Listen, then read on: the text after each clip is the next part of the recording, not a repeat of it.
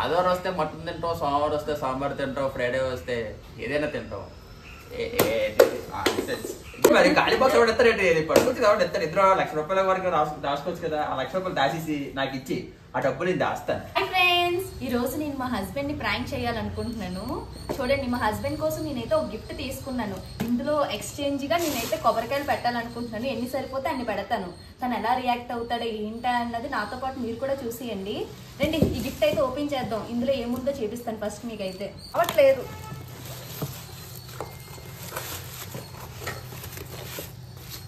చూడండి, నేను మా ఆయన డబ్బులు సేవ్ చేయాలని 1 lakh వర్త్ బాక్స్ అయితే తీసుకున్నాను, మనీ సేవింగ్ బాక్స్. చూడండి, దీని ప్లేస్లో మనం అయితే ఈరోజు కొబ్బరికాయలు అయితే పెట్టేద్దాం. ఓకే, ఏంటో ఎలా రియాక్ట్ అవుతాడో ఏంటో, నాకు చాలా భయం వేస్తుంది. నా మీద ఇస్త్రీసి కొట్టాడు అనుకో, ఏం చేయాలో అర్థం అవట్లేదు. ఇదిగోండి, ఇలా అయితే నేను ప్రెజెంట్ ప్యాక్ చేస్తున్నాను. తను ఎలా రియాక్ట్ అవుతాడు ఏంటి అన్నది మీకు అన్ని చూపిస్తాను.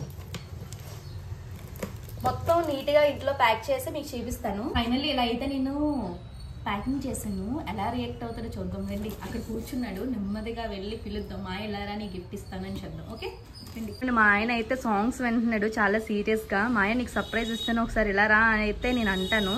ఏమంటాడో చూద్దాము. మాయా, ఒకసారి ఎలా రా, సర్ప్రైజ్ ఇస్తాను నీకు. నాకా సర్ప్రైజ్? ఏది సర్ప్రైజ్ ఏంటి? ప్రెజెంట్ ఏంటి సర్ప్రైజ్ ఏంటి? అమ్మా, సర్ప్రైజ్ అంటే నిన్ను ఈజీగా ఇచ్చినమ్మా. నిన్ను క్వశ్చన్స్ అడిగి దాంట్లో నువ్వు గెలిచిన తర్వాత నీకు సర్ప్రైజ్ ఇస్తాను. నేను నార్మల్ గా ఇచ్చేస్తారా చెప్పండి మీరే. నాకు జనరల్ నాలెడ్జ్ అంత వీకే. అంత అమ్మా, జనరల్ నాలెడ్జ్ క్వశ్చన్స్ కాదు, మన పర్సనల్ క్వశ్చన్స్ అడుగుతాను. నువ్వు ఎలా రియాక్ట్ అయ్యి ఎలా సమాధానం చెప్తా, ఇక్కడ దొరికిపోతావు నువ్వు క్వశ్చన్స్ చెప్పకపోతే. మన పెళ్లి రోజు, నీ పుట్టినరోజు అలాంటి నువ్వు నా క్వశ్చన్స్ అన్ని లీక్ చేసేస్తున్నావు.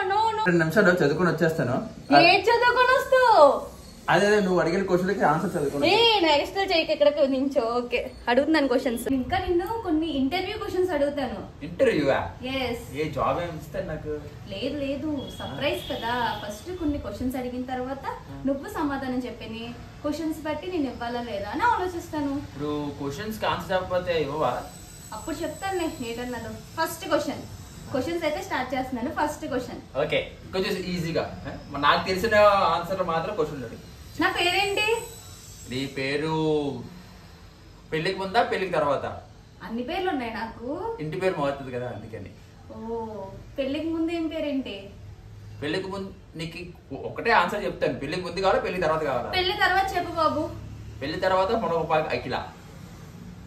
చాలా ఇంత ఈజీ నీకు? చాలు, ఎలాంటైతే ఓకే, పర్లేదు. Okay, second question. మన యానివర్సరీ ఏ ఇయర్ లో అయింది? యానివర్సరీయా? యానివర్సరీ ఏంటి? అదే మాయా, మన పెళ్లి ఎప్పుడు జరిగింది? పెళ్లి రోజు. పెళ్లి రోజు ఎప్పుడు జరిగింది? అదే పెళ్లి రోజులో జరిగింది. పెళ్లి రోజు చెప్పు మాయా, అలాంటివన్నీ చెప్పకూడదు. ఆ రోజు ఇయర్ మంగళవారం. ఇయర్ ఇయర్ ఇయర్ ఇయర్ ఇయరా? ఇయరు 2000. చెప్పు ఫాస్ట్. ఆలోచించుకోవడం ఎందుకు, పెళ్ళైంది మన ఇద్దరికి. అదే పొనగలుపుకున్న రోజు ఏంటి అన్న చెప్పడానికి. 2017. ఎస్, ఇది తప్ప ఇంకెవ్వరు చెప్పలేదు ప్రపంచంలో. నేను చెప్పి 2017. ఎస్ ఎస్. మంత్రాన్ని ఎందుకు నువ్వు ఒకటే క్వశ్చన్ అడుగుతాను? చెప్పాలి, మంత్ చెప్పు. అయితే ఇది 3వ క్వశ్చన్. ఇది 3వ క్వశ్చనే కదా? లేదు లేదు, సెకండ్ క్వశ్చన్. సెకండ్ క్వశ్చన్ ఒకటే క్వశ్చన్ ఉంటుంది, ఇన్ని క్వశ్చన్లు ఉండవు. ఒకటే క్వశ్చన్ చెప్తేనే అయిపోయింది. 3వ క్వశ్చన్ అడుగుతుంది. మంత్ చెప్పు. 3వది? మూడోది మంత్ కదా?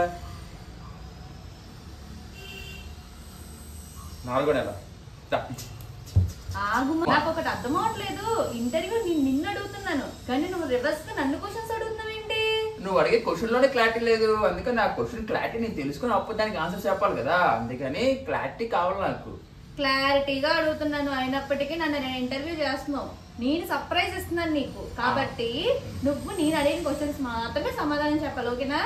ఓకే, అయిపోయి కదా 3. ఇస్తున్నాను. మాయా, ఇది ఏమనుకుంటున్నావు సర్ప్రైజ్? ఆగ ముందు బరువు చూడండి. ఇలా చెప్పు. బరువు ఉందంటే లోపల ఏదో మొబైల్ గట్టిగా ప్లాన్ చేసి ఉంటావు. చూస్తా.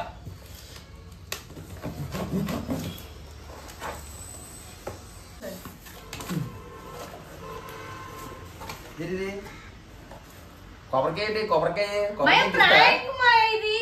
ప్రాంక్ నేను ఎత్తుమీద కొట్టలేదు. కొబ్బరికాయ ఏంటి